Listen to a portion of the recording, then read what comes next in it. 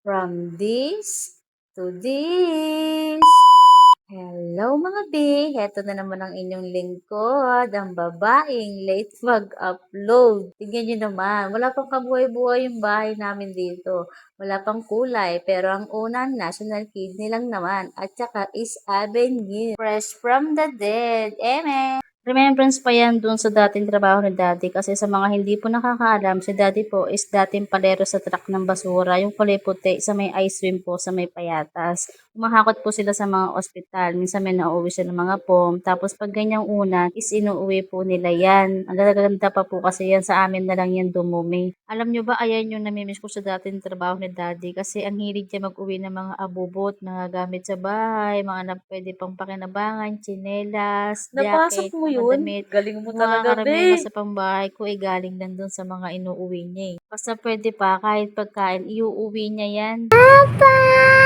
Alam niyo ba dati nag-uuwi siya ng mga bote-bote na ketchup, kung ano-ano bang mga sausawan, kahit konti lang yung bawas, inuuwi niya kasi masarap pa naman daw. Tinatanggal niya lang daw yung nasa may ibabaw. Kaya dati, pag umuwi siya, sobrang excited kami kasi baka may bago siyang dala na abubot, ganyan, laruan. Kaya kita niyo sobrang dami naming abubot, saka ang daming laruan ng mga anak ko. Kasi yung iba doon talaga, uwi lang ni daddy o kaya bigay lang sa amin. Meron din kasi akong ugali na kapag binigay sa'kin is iingatan ko, hindi naman sobrang OA na ingat ha, pero pinapahalagahan ko siya. Mas gusto ko pang ibigay yung mga bili ko, gano'n. Pero 'pag binigay sa'min, hirap talaga akong i-giveaway. Ay, giveaway? Oh, siyempre ka tayo dito sa may video. Habang naglalaba nga pala ako, ayun sila daddy nagpipintura. Si Kenken muna yung tumutulong sa kanya kasi mag-aasikaso pa ako ng pagkain namin. Pero itong si Bobby, gustong-gusto talagang lumambitin sa akin. Madalas talaga ganito siya, gusto niya lang magkasama lang kaming dalawa, naglalaro kami, kaya pinapanood ko siya. Basta gusto niya yung nakikita niya lang talaga ako. Pero pinagbibigyan ko na lang siya kasi hindi naman yan habang buhay bata, hindi ko naman habang buhay bubuhatin yun. Kaya enjoy na lang natin yung tayo pa lang yung gusto nilang makasama habang maliit pa sila. At sa part nga na to ay patapos na ako, tapos nililinis ko lang ng bahagya dito yung garahe para medyo naman mawala-wala yung mga lumot-lumot. Tapos ito na kasi the daddy, natapos na sila dun sa may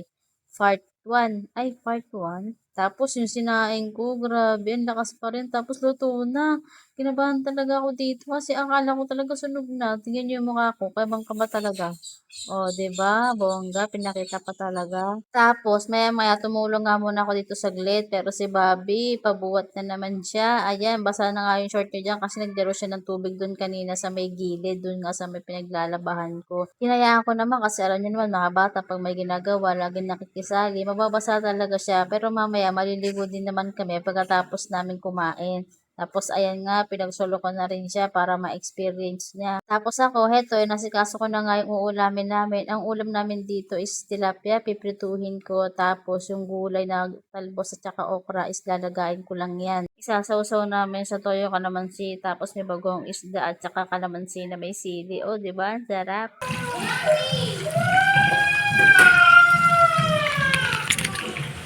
Bakit? Bakit? Bakit? Bakit? Bakit?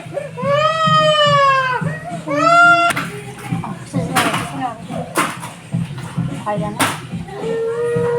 Opo, opo, opo. Hindi talaga maiwasan yung ganong pagkakataon, no, yung bigla na lang silang iiyak nang hindi natin alam kung ano yung dahilan. Tapos ayun, nauto ko siya, tapos nakipaglaro na lang ako sa kanya. Tapos maluluto na yung ulam namin, pero si daddy nasa labas na. Ang bilis, 'di ba? Tapos na kami sa loob. Ang galing talaga ni daddy, nasa labas na.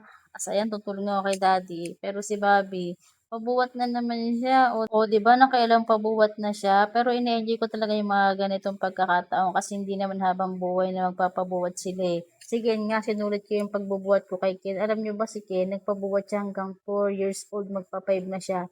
Kaso nga lang chubby siya, talagang kaya talagang tinigilan ko na, pero sinulit ko talaga yung pagbubuhat kay Kuya Kenken. Tingnan niyo naman ngayon 'no, ang laki-laki niya na, oh. Nakakapaghain na siya ng pagkain namin tapos naghuhugas na rin niya at saka nagsasaing, oh, 'di ba? Very good ang Kuya Kenken. I love you, Kuya.